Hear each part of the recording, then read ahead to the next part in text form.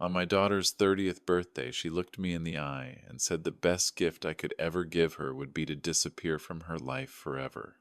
I smiled, turned away, and left her to celebrate with her friends, but I was already planning something far greater than she imagined.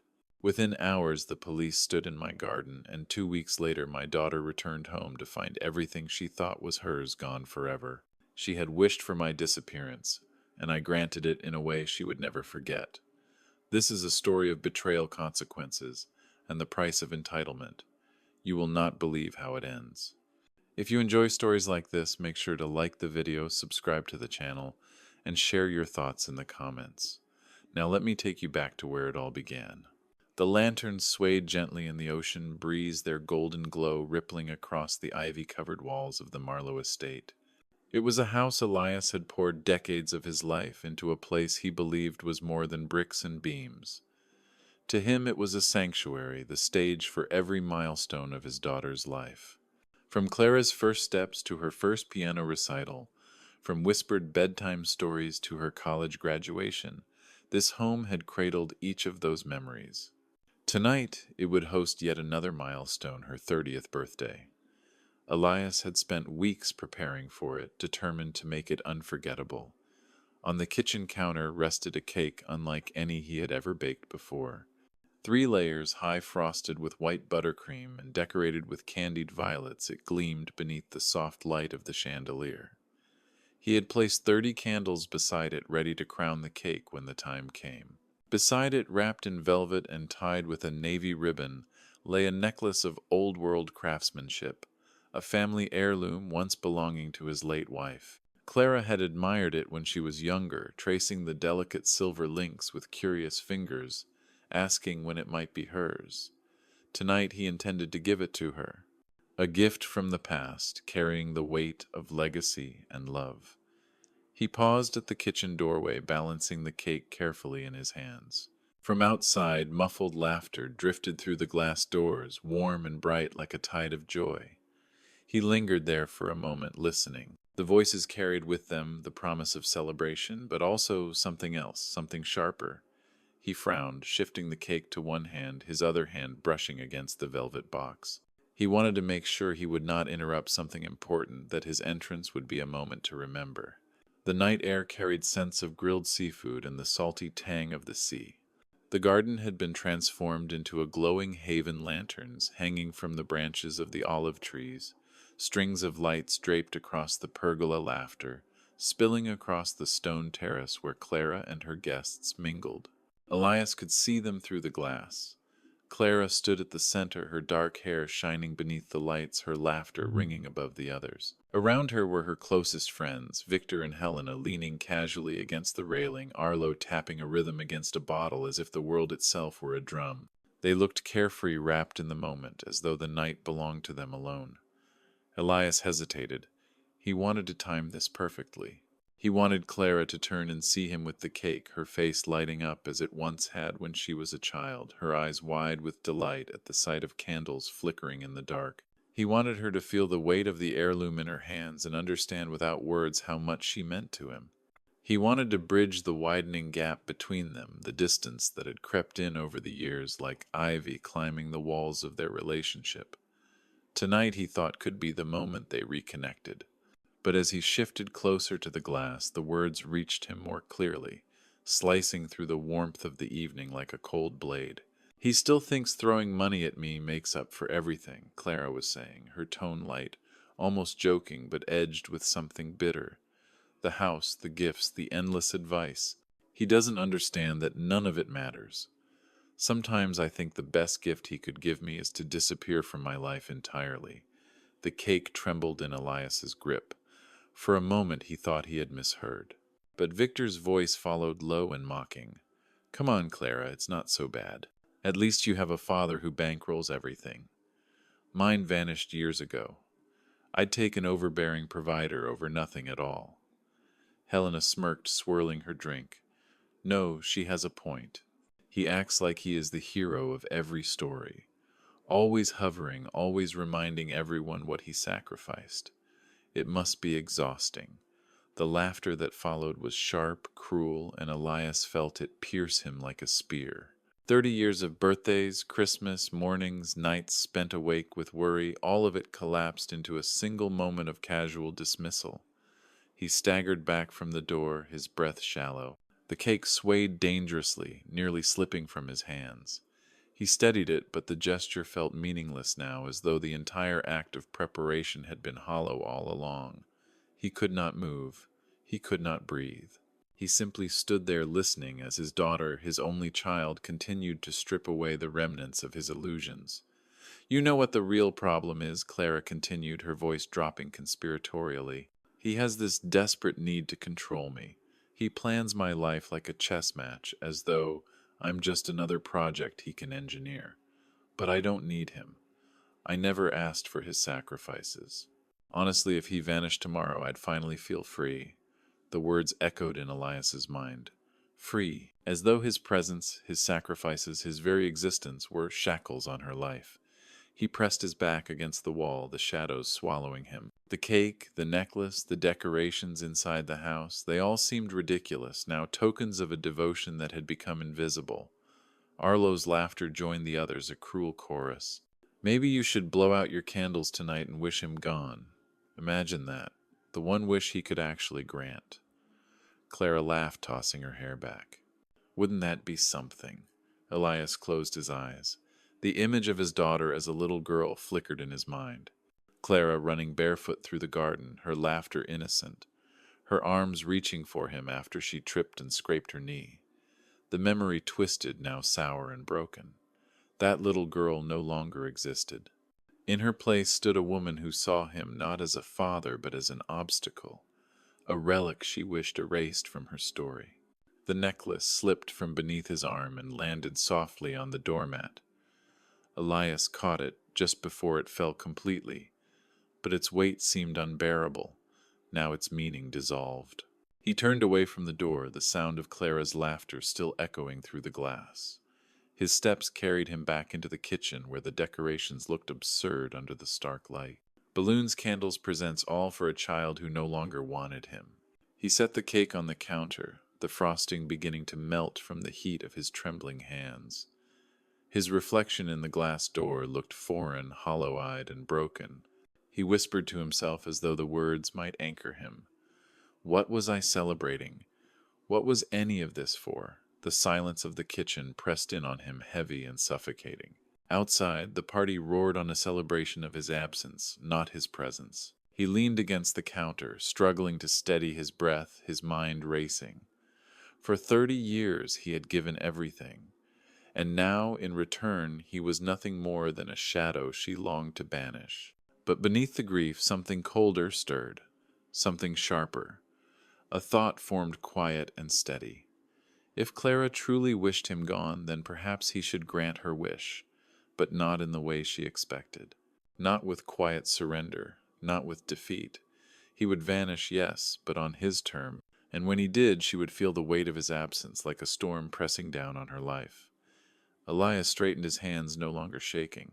The decision was forming piece by piece like the intricate design of one of his old engineering projects. He turned toward the hallway, leaving the cake behind his footsteps steady now. Outside, laughter rose again, filling the night air with cruelty. Inside, a father's resolve hardened into something unbreakable. He whispered to himself as he climbed the stairs, each step echoing with finality. She wanted me gone. So be it. At the top of the staircase, the glow of the lanterns faded, replaced by the dim light of his study. He closed the door softly behind him, shutting out the sound of the party. The room smelled faintly of salt and cedar, the scent of years spent working late into the night. On the desk, papers lay scattered, plans abandoned. He brushed them aside, clearing the space as though preparing for something new. Through the window, he could see Clara and her friends, their silhouettes moving across the garden, carefree, oblivious. They toasted to her freedom, to her imagined independence, not realizing that every light above them, every glass they drank from every stone beneath their feet belonged to the man they mocked. He watched them for a long moment, his face calm, his eyes cold. Then he turned back to the desk, pulled out a notebook, and began to write. Each line, each calculation, each thought was deliberate. This would not be impulsive. This would not be reckless. This would be precise, controlled, inevitable. Clara believed she had cut the strings of his influence. She did not yet know how tightly those strings were woven into her life. When he vanished, she would learn, and she would learn in a way that could never be undone. The lanterns outside flickered as the wind rose, casting shifting shadows across the garden. The party continued, laughter echoing against the stone walls, music drifting into the night. But inside, in the quiet of the study, another story was beginning. A story of betrayal, of consequences, of a father's quiet vengeance unfolding with the precision of an engineer's design. Elias looked once more at the window, at the daughter who had wished him away, and whispered to himself, "The gift has already been given. She just does not know it yet." And with that he closed the notebook, the faintest trace of a smile curling at the edges of his lips. The night outside seemed to pulse with anticipation, the celebration beyond those walls a prelude to something far darker waiting to be revealed. What began as a birthday celebration was already shifting into something else, something no one at that garden party could have predicted. Elias had heard his daughter's wish, and in the silence of his study he had decided to grant it. The only question now was how, and the first step would begin not in secrecy, but in front of everyone. The night air was alive with laughter when Elias finally rose from his desk. Hours of reflection had not dulled the sting of Clara's words. If anything, they had sharpened it. He had listened long enough from the shadows. Now he would face his daughter, not with gifts, not with celebration, but with the truth.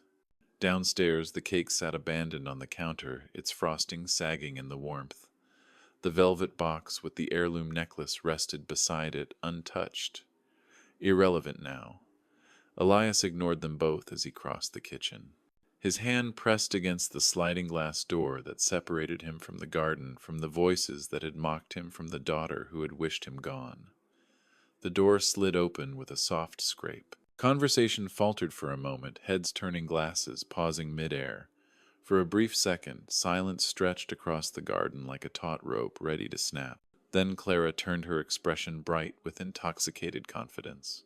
"Father," she said loudly, her words carrying across the terrace. "Come to join the party at last?" The question dripped with sarcasm wrapped in a smile meant for her audience rather than him. Elias stepped forward, the lantern light catching the silver strands in his hair. He did not bring the cake, nor the necklace, nor any pretense of celebration. His eyes fixed on Clara, and the crowd seemed to fade around them. "Clara," he said, his voice steady, "we need to talk. Alone." Her friends shifted uneasily, but Clara laughed, tilting her glass. "Alone, why? So you can deliver another lecture about responsibility, about how much you sacrificed. Everyone here already knows the story. You never stop telling it." Elias felt the sting, but his face did not betray it. He stood, tall hands clasped behind his back, like a man addressing a courtroom rather than a party. "This is not a lecture. It is a conversation that must happen." Victor stepped forward, sliding smoothly into the space between them, his smile sharp and mocking. "Mr. Marlowe, with respect, maybe now isn't the time. It's Clara's birthday. Let her enjoy it. Save the speeches for tomorrow."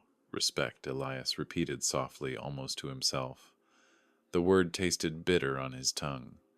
He looked at Victor, then at Helena and Arlo, who flanked Clara like loyal guards. "Respect is earned. It cannot be borrowed from the laughter of others." The guests shifted, sensing the tension thickening like storm clouds. Some looked away uncomfortable. Others leaned in, eager for the drama, as though the unfolding confrontation were another form of entertainment. Clara's smile faded, replaced with a cool defiance. She set her glass on the table and folded her arms. "Fine. If you have something to say, say it here.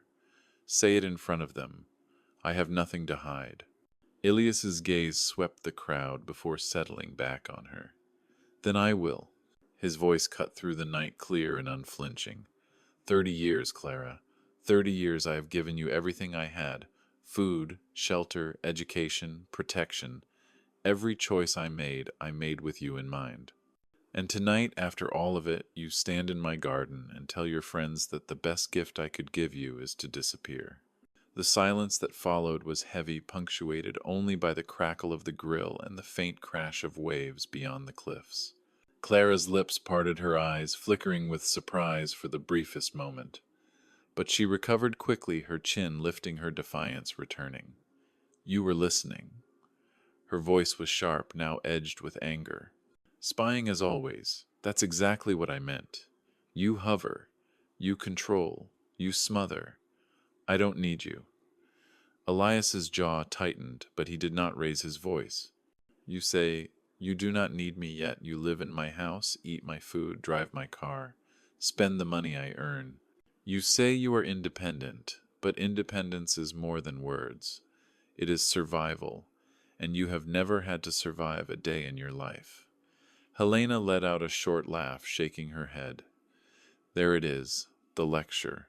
I told you, Clara, he cannot help himself. Everything has to circle back to what he provides, to how much you owe him." Arlo raised his bottle in mock salute. "Cheers to the engineer of other people's lives." Their laughter rippled through the crowd, and Elias felt it like knives pressing into his skin.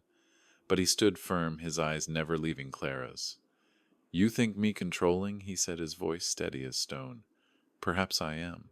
But what I have given, I gave freely. What I asked in return was not obedience. It was respect. And tonight you showed me you have none left to give." The words landed with the weight of finality. Clara's expression faltered, the mask of arrogance slipping for just an instant. Then she straightened, her voice rising stronger, louder. "Respect. You want respect for choices I never asked you to make, for sacrifices I never wanted. That is not respect, Father. That is guilt disguised as generosity. You chose to give, and now you want me to worship you for it. Well, I will not." Gasps rippled through the guests. Some shifted uncomfortably, glancing between father and daughter. Others leaned closer, captivated by the rawness of the exchange. Victor stepped forward again, emboldened by Clara's defiance. "She's right, Mr. Marlowe. Parents choose to have children. Children don't owe them repayment for existing. Maybe you should stop expecting gratitude and start letting her live." The words hit Elias harder than he expected, though he did not show it. He looked at Victor, then at Clara, then at the sea of faces watching. For a moment he felt as though he were on trial, every gesture and word dissected by an audience hungry for judgment. The lanterns above flickered, the wind carrying the scent of salt and smoke through the air. Elias's chest tightened, but his voice did not waver. "So this is what I am to you. Not a father, not even a man. Just an obstacle, just a story to mock among your friends." Clara's lips curved into a thin smile. "At least you finally understand." The words echoed through him, and for the first time he felt the full weight of his daughter's contempt. 30 years of devotion reduced to nothing more than interference.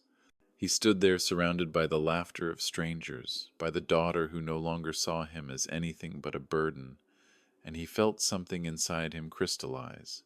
It was not sorrow, it was not rage. It was something colder, sharper, more deliberate. The party swelled around him again, laughter, rising music, resuming as though the confrontation had been nothing more than an interlude. But Elias knew something had shifted. The line between father and daughter had been severed, cut clean beneath the glow of the lanterns. He turned away, his footsteps slow, deliberate, carrying him back toward the house. Behind him, Clara's laughter rose once more, a triumphant echo that followed him into the shadows. But as he climbed the stairs to his study once again, the laughter no longer pierced him. It fueled him. It was proof, confirmation, the final piece of evidence he needed. In the quiet of the study, he closed the door and leaned against it. His reflection in the window looked back at him, eyes hollow but burning with new resolve. He whispered into the silence, words meant only for himself. "She wanted me gone. She will have her wish, but not in the way she thinks." The notebook still lay open on the desk, the first lines of his plan sketched across its pages.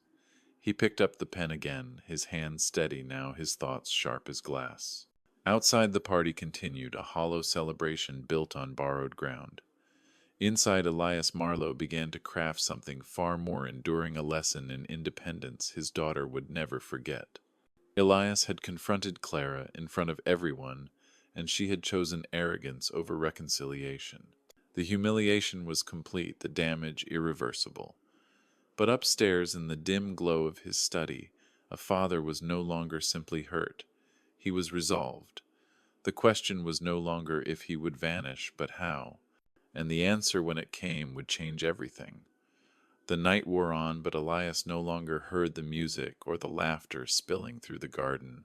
Upstairs, in the dim light of his study, the world outside faded into nothing more than muffled noise. His focus had narrowed to the open notebook on his desk, the pen resting in his hand, and the storm of thoughts swirling in his mind. The confrontation in the garden had stripped away the last illusions. There would be no reconciliation, no moment of understanding, no daughter waking up one day to see all he had done for her. Clara had spoken plainly, cruelly, with no hesitation. She did not want him. She wanted freedom from him. And for the first time in his life, Elias realized he could give her exactly what she asked for. He leaned back in the chair, the leather creaking under his weight. His reflection glimmered faintly in the glass of the window behind the desk, his face, pale-lined eyes hollow.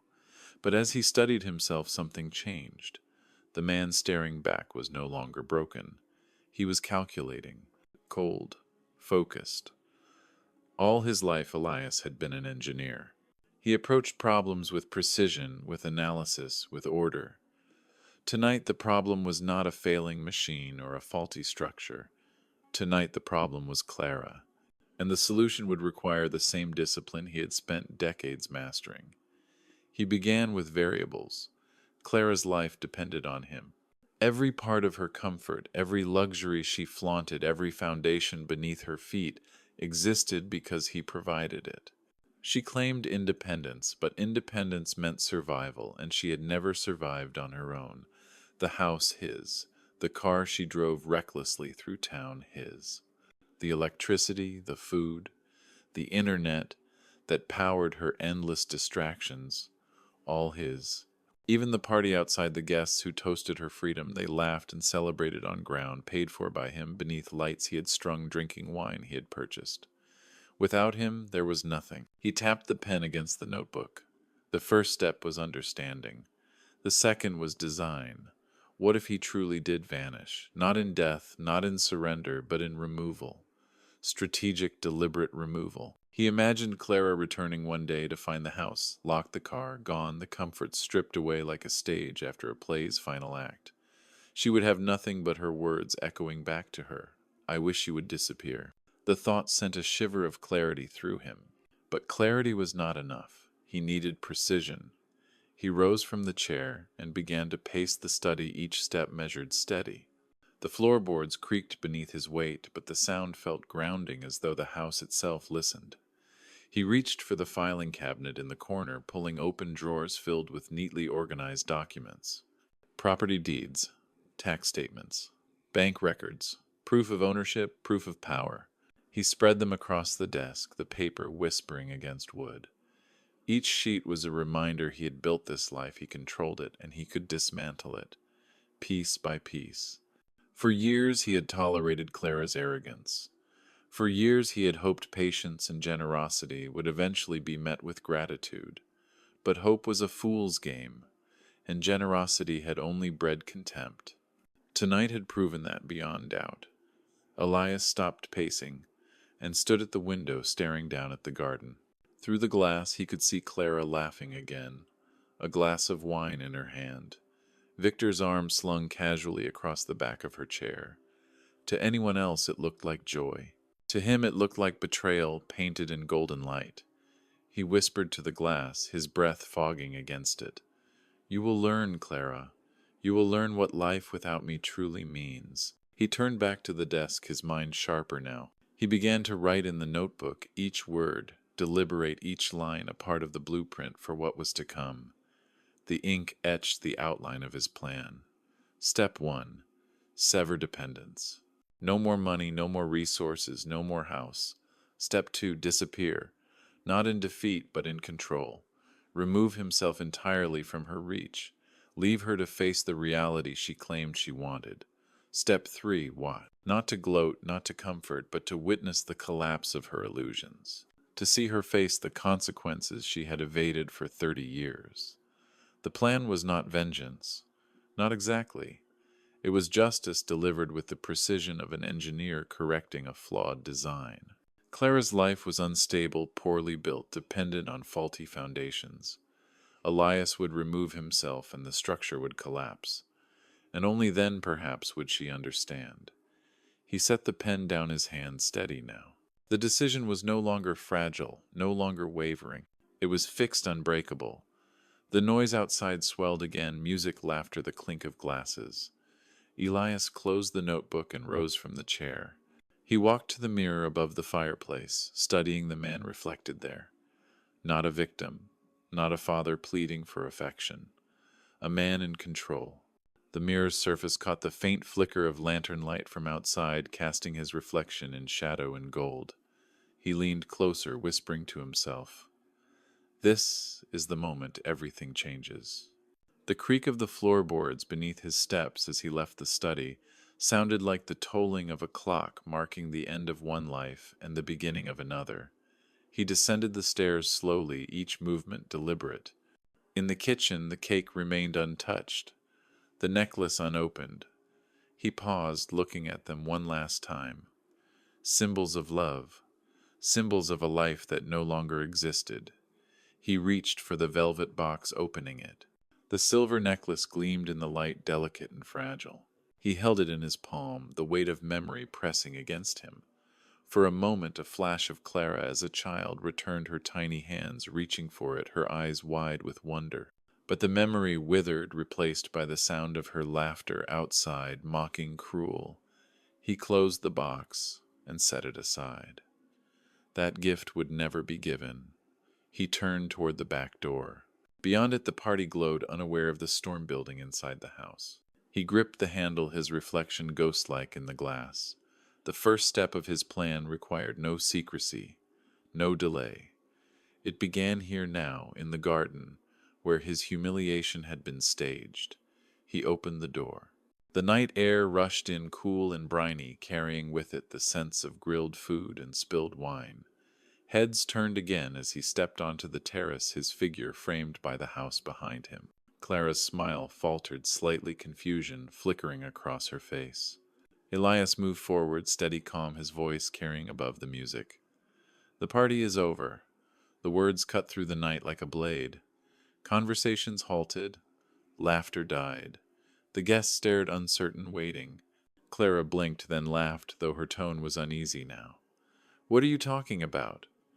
"The night has barely begun." Elias shook his head. His voice was calm, precise, undeniable. "This is my house, my garden, my rules, and I am ending it now. Everyone must leave." A murmur rippled through the crowd. Victor rose from his seat, bristling. "Mr. Marlowe, with all due respect, you cannot just throw people out. This is Clara's birthday. This is her home, too." Elias's gaze was cold. "No, it is not. This is my home, and no one remains here without my permission." Gasps spread among the guests, whispers rising like restless waves. Clara's face flushed anger, overtaking confusion. She stood, her voice sharp, loud enough to carry across the terrace. "You are humiliating me. In front of everyone. Do you hear yourself? You sound insane." But Elias's expression did not change. His words came slow, deliberate, final. "Humiliation is earned, and you have earned it tonight." The silence that followed was heavier than before. The lanterns swayed in the breeze, casting shadows that danced across stone and wood. The guests shifted, caught between discomfort and curiosity, unsure whether to intervene or to watch the unfolding spectacle. Clara's fists clenched at her sides, her eyes burning with rage. "You cannot do this," she hissed. "This is my life. You cannot control me like this." Elias's answer was simple, quiet, and absolute. "Watch me." The declaration hung in the air, sending a chill through the gathered guests. Clara's face burned with fury. Her friends rallied to her side, and the night shifted from celebration to confrontation. But Elias was no longer the father they thought they could mock. He was something colder, sharper, and he had only just begun. The terrace had fallen into silence, the golden lanterns above swaying in the restless wind. Every pair of eyes fixed on Elias. As he stood in the center of the garden, his presence no longer that of a weary father, but of a man who carried authority in every word. The music had stopped. The laughter had died. And yet Clara refused to yield. She stepped forward, her chin lifted defiantly, her voice rising sharp against the stillness. "You think you can end this night? This is my party, my friends, my home. You cannot just order us out like we are intruders." Elias turned his gaze to her, calm and unyielding. "It is not your home. It never was. It is mine, and you are guests here. Ungrateful, disrespectful guests.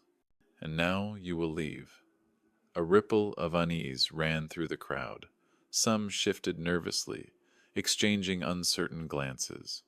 Others crossed their arms, eager to watch what might unfold, treating the confrontation like a play staged for their entertainment. Clara, however, only grew bolder. She laughed, though the sound rang hollow. "You hear that he wants to throw out his own daughter on her birthday. Can you believe this?" Victor, always the first to defend her, stood beside her, his voice edged with mockery. "Mr. Marlowe, maybe you should sit down and cool off. You are making a fool of yourself. No one is leaving." The defiance in his tone struck like flint against steel. Elias's jaw tightened, but his voice remained steady. "You will leave, all of you, or I will make sure you are removed." The guests erupted in whispers, the tension thickening. Clara's face burned crimson, her fury barely contained. "You would call the police on your own daughter," she spat. Elias did not blink. "Yes." The single word dropped into the air like a stone into deep water, ripples of shock spreading across the crowd. Clara stared at him, her mouth parting in disbelief. She searched his face for hesitation, for the familiar flicker of weakness she had always relied upon to bend him back into submission, but there was none. His expression was carved from stone. "You would not dare," she hissed. Elias stepped closer, his shadow stretching long in the lantern light. "I already have." The murmur of voices surged louder, a wave of shock breaking into gasps and nervous laughter. But the truth revealed itself only minutes later when the crunch of tires against gravel announced the arrival of a patrol car. The sound silenced the crowd once more. Every head turned toward the driveway, where red and blue lights flickered faintly against the walls of the house. Two figures emerged. Detective Lorne, tall and broad-shouldered, his expression unreadable, and Sergeant Vega, sharp-eyed and steady her posture, carrying authority in every movement. They approached with measured steps, the weight of law and order following in their wake. The crowd parted instinctively, the whispers dying into silence. Mr. Marlowe Lorne's voice was calm but commanding.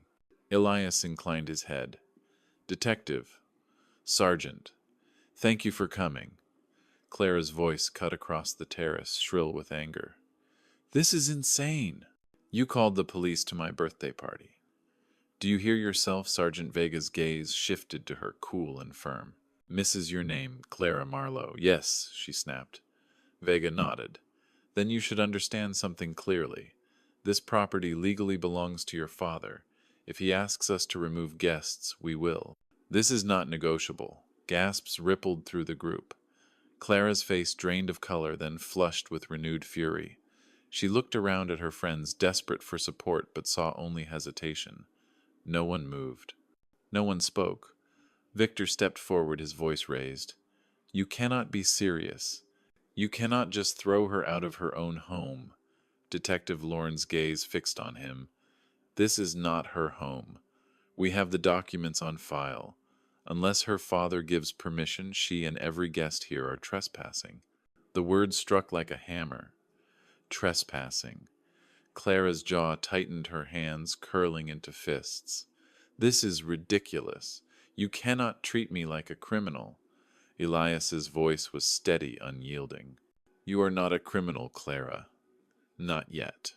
But you are a guest in a house that belongs to me, and I have revoked your welcome. The silence that followed was suffocating. For the first time, Clara seemed shaken, her confidence wavering beneath the weight of authority. But then her defiance surged again, sharper than before. She stepped closer to the officers, her voice cracking with fury. I am not leaving, she spat. This is my life, my friends, my celebration. I will not be humiliated like this. Sergeant Vega's eyes hardened. Miss Marlowe, if you refuse to leave, you will be arrested. The words hit the crowd like thunder. Gasps, whispers, the scrape of chairs against stone. Victor placed a hand on Clara's arm, murmuring for her to calm down, but she shook him off violently. No, she shouted. I will not leave. He cannot do this to me. He cannot ruin my life like this. If he wants me gone, he will have to drag me out himself. Detective Lorne stepped forward, his voice firm. Very well. Miss Marlowe, you are under arrest for trespassing. The clink of handcuffs shattered the night. Gasps erupted, phones lifted the crowd, capturing every second, as though it were a spectacle rather than a tragedy. Clara struggled, her voice shrill and cracking. You cannot do this. I am his daughter. His daughter Elias watched silently, his expression unreadable. He did not flinch as she fought against the officers, did not waver as her eyes, wild with fury and betrayal, locked onto his. You will regret this, she screamed. Do you hear me? You will regret this for the rest of your life. Her words echoed across the terrace, sharp and venomous, before she was pulled toward the patrol car. The crowd stood frozen, torn between horror and fascination, their laughter long gone. As the patrol car door slammed shut, silence fell over the garden once more. The lanterns flickered, their golden light dimmer, now shadows stretching long across the stone. The guests shifted uneasily, murmuring excuses, slipping away into the night one by one. Within minutes, the terrace that had been alive with celebration was empty. Elias stood alone beneath the lanterns, the echoes of his daughter's screams still ringing in his ears. He did not move, did not speak, only stared at the gate where the patrol car had vanished into the night. Inside the cake still waited, the candles untouched, the necklace unopened. Symbols of a love that had been rejected, abandoned. The night was cold now, the laughter gone, the silence heavy. But Elias felt no regret, only clarity. His daughter had wished for his disappearance. And now, for the first time, he was ready to give her what she wanted. The days that followed felt like a slow tide withdrawing from the shore. The garden lay empty, and the house felt cavernous, full of echoes where laughter had recently lived. Elias moved through the rooms like a man in a house that had become a map of old choices. He walked the halls, touching the banister, pausing at the photographs on the mantel, letting each memory settle into the resolve that had taken root in him. He had expected pain. He had expected regret. Instead, he felt clarity, like cold light that revealed structural flaws. He sat at his desk and began to add up the true cost of a life spent supporting another human being. He listed tuition fees, cars bought and sold, repairs, paid for trips, funded rent, forgiven bills, covered favors extended without receipt. The numbers were more than he had realized, a slow build of support that had padded a life that had never learned to walk alone. For a long time he had felt trapped by hope. He had hoped that generosity would become gratitude. He had hoped that patience would become respect. Tonight he understood that hope alone was no foundation. He needed action. He called Marisol the realtor and explained his intentions without hurry. He wanted the house listed not in the usual way over months, but fast and clean, with a buyer who would accept the price he named. He wanted certainty more than he wanted profit. He wanted the transaction to be final before Clara stepped back through the gate. Marisol listened, professional and precise, and within hours she had assembled a plan that matched his urgency. Elias organized his paperwork with the same discipline he had once used on engineering blueprints. Deeds, clear titles, an account statement, a note to his lawyer. He arranged for appraisals and inspections and asked Marisol to show the property only to serious buyers, to families who could move quickly. He did not want buyers who would balk at his terms. He wanted no contingencies, no delays, no second chances. While the realtor worked the phones, Elias began to untangle the network of support he had provided for Clara. He contacted the bank and arranged automatic transfers to stop. He called the utilities and asked for readings to be scheduled for a transfer date. He visited the garage where the car used by Clara sat with a half-empty tank, and he left keys with a man who would collect it later that week.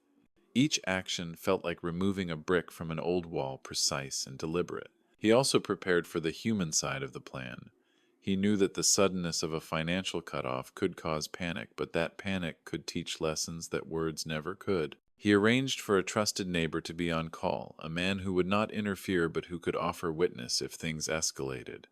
He wanted no scenes, no public spectacle beyond the one that had already unfolded. He wanted the shift to be factual, legal, undeniable. The buyer appeared faster than expected. A family from the city had seen the online listing and requested a viewing within 24 hours. They were not young people with no roots. They were professionals with children looking for a quiet place to settle, willing to pay cash and move quickly. Marisol brokered the meeting with a quiet efficiency that made the process feel almost clinical. Elias met the family in the garden and shook hands with the husband, watching as the wife walked through rooms and imagined futures behind each window. He felt no jealousy, only a strange relief that the house would soon belong to someone who would value it. The sale closed within a week. Paperwork was signed in small, flourished movements that felt ceremonial and final. The money moved cleanly, transferred into accounts set up to pay old debts and to fund the new chapter he planned for himself. Part of him expected a rush of triumph when the deed changed hands, but what he felt instead was the quiet of a machine completing its last turn. It was work finished well, an engineer closing a case file. While the legalities wound down, Elias packed. Not for a dramatic escape. He packed with a modesty that surprised even him. A single suitcase, a few shirts, a worn coat, the notebook that had held his plan. He withdrew cash and arranged for a small rented room by the cliffs, several towns over, a place where he could watch the sea and not be found easily. He did not tell his neighbor Frank where he would go. He wanted no goodbyes staged like the party had been staged. He wanted to vanish without scene or applause. He wrote a short letter to Clara. He did not raise his voice in it. He did not heap recrimination into the lines. He wrote what he believed was the truest and most final thing to tell her. He placed the letter in an envelope and labeled it, simply leaving it with Marisol to deliver on the day she was released. The envelope felt small and heavy as a stone because it held the consequence he had chosen to send into her life. In the days of silence, Elias watched the routines of his former life collapse in small motions. Cleaners packed away linens and dishes. The gardener stopped coming. The mailbox held only the next owner's mail. The house that had once been full of objects tied to memories became the kind of empty space that takes on new meanings as strangers cross thresholds and plant new seeds. Clara remained in custody for a period set by the magistrate. She was given a brief sentence that served both as punishment and as a release from the immediate storm. Elias did not revel in the justice handed down. Instead, he used those days to align details that would make the transition irreversible. He transferred ownership of vehicles according to legal counsel. He ensured that any joint accounts were closed. He handled the taxes and the utilities with an attention that bordered on ritual. Each executed task felt like pulling a final wire on a machine that would then hum to life without him. People asked questions once the sale became known among neighbors, and rumors moved faster than facts. Some called him cruel. Some called him brave. Some whispered that he had overreacted. Elias did not answer. He had learned that explanation invites argument.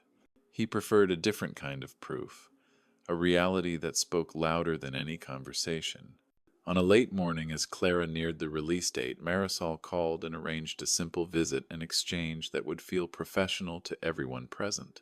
The new owners were moving boxes into the house, a family of four laughing and planning where to put furniture. They were ordinary and steady and unconnected to the drama that had filled the property only a short time before. Elias watched from across the street as the mother of the family gently placed a framed photograph on a mantel that had once held his family portrait. He felt an odd peace watching them imagine this place as their starting point.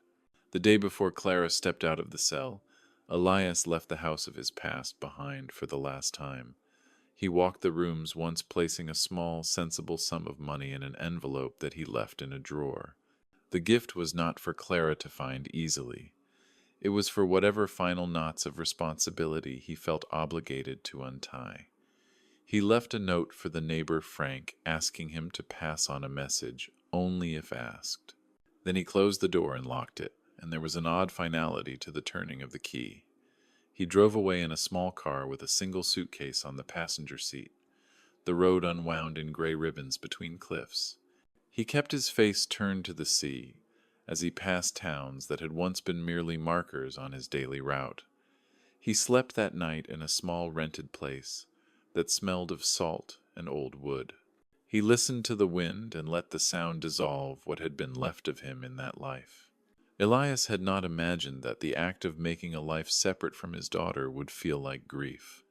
It was not grief for losses that could be counted in objects or even in the moments he had missed by leaving the house that night. It was grief for the idea of a life that had ended quietly in that garden under lantern light. He felt the weight of this grief without indulgence. It was fuel for what would follow. All of his arrangements completed, all of his intentions set, Elias waited. He did not know for certain how Clara would respond when she returned to a house no longer held in her name. He did not know what she would feel when strangers stood in rooms she had claimed. He did not know whether she would find the finality of his actions to be a release or a ruin. He only knew that he had removed himself from a pattern that had hurt him as much as it had hurt her. On the morning that Clara would walk free, Elias sat in a small diner by the harbor and watched the light shift across the water. He kept the notebook with him, its pages full of calculations and crossed-out plans, and the small, precise notes of a man who had completed a difficult task. He stirred his coffee slowly, thinking not of victory, but of consequence. He had given her what she had asked for, in the worst way she might have imagined. Now he would watch to see what lesson, if any, life would teach her in his absence. The harbor air smelled of wet rope and sea. He folded his hands on the table and looked at the people moving past the window with lives that did not depend on him. He felt a quiet kind of anticipation, not cruel, only certain. The silence of the past 2 weeks had not dulled the ache. It had focused it. He was ready to see what the next moment would reveal. The car that would bring Clara home was already on the road. The morning of Clara's release was heavy with low clouds that hung over the coastal town like a warning. The sky seemed restless, the horizon bruised with streaks of gray as though the sea itself waited for what was about to unfold. Elias sat in his rented loft, the single window framing the quiet street below. He had not slept much. The silence of the past 2 weeks had been purposeful, but it had also been full of weight. Now, as the moment arrived, he felt no relief, only anticipation sharpened like the edge of a blade. In another part of the town, Clara stepped out of the county jail with a small plastic bag in her hand. Inside were her personal belongings, a phone with a dead battery, a wallet with little cash, and the keys she believed still opened the doors to her father's house.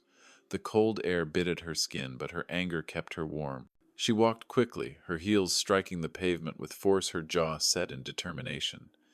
In her mind she had already written the confrontation that would come. She imagined storming through the front gate, facing her father in the garden, demanding an apology. She pictured herself victorious, reclaiming what she believed was hers. Perhaps she even thought she would find the house waiting exactly as she had left it, her friends ready to laugh again at the absurdity of his behavior. She did not yet know what had shifted beneath her feet. The drive to the Marlowe estate was quiet. Clara clutched the steering wheel of the small borrowed car, the familiar road winding along the cliffs.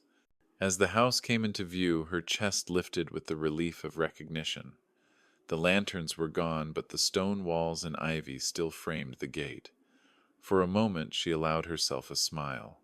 Home. But as she approached, her smile faltered.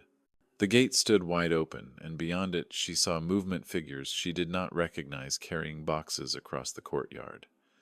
A moving truck sat idling on the gravel, its back door yawning wide. Furniture she had grown up with, chairs and tables she had claimed as part of her identity, were being carried into the truck by strangers. Clara slammed the brakes, the tires skidding on the gravel. She threw open the car door, her voice rising in disbelief. "What are you doing? What is happening here?" The figures turned. A woman with dark hair pulled back in a neat bun stepped forward, clipboard in hand. She looked calm, professional, utterly unmoved by Clara's fury. "Clara Marlowe?" the woman asked. "Yes," Clara snapped. "This is my house." "Why are you here? Who are these people?" The woman extended a hand as though they were meeting in an office rather than at the gates of a collapsing world. "Marisol Kane, Realtor. I was instructed to deliver something to you." Clara blinked, confusion flashing into anger. "Deliver what? Where is my father? Where is Elias Marisol?" Reached into her bag and withdrew a plain envelope. Her fingers were steady, her tone even.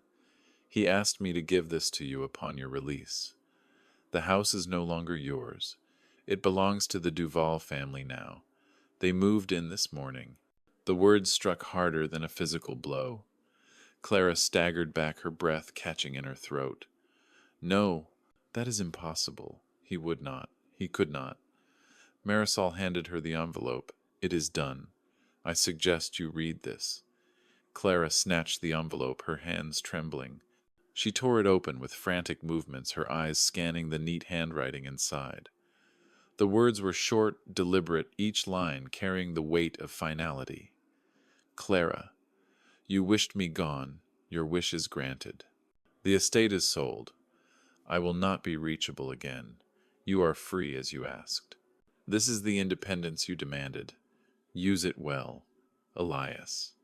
The letter slipped from her fingers, fluttering to the ground. For a moment she simply stared, her mind unable to comprehend the truth. Around her, the Duvals continued their work, carrying boxes into the house, laughing softly to one another. To them this was a day of joy, the beginning of a new chapter. To her it was the collapse of everything she had ever known. She dropped to her knees on the gravel, her hands digging into the stones as though she could claw back what had been taken. Her voice broke into a raw cry echoing across the courtyard. "No, you cannot do this. You cannot leave me like this." The Duvals paused, startled by her outburst, but Marisol remained steady. She crouched down beside Clara, her tone calm but firm. "He has made his choice. This is not your home anymore. You must leave." Clara's tears streaked her face, her rage melting into desperation. "But where will I go? What am I supposed to do?" Marisol stood, her eyes softening for just a moment. "That is for you to decide now. Independence, as your father wrote, comes with choices and consequences." Clara gathered the letter from the gravel, crumpling it in her fist. Her body shook with sobs, but beneath the grief was a flicker of something else, fear. For the first time in her life, she saw the world without her father's shadow protecting her. It was vast. It was cold. It was real.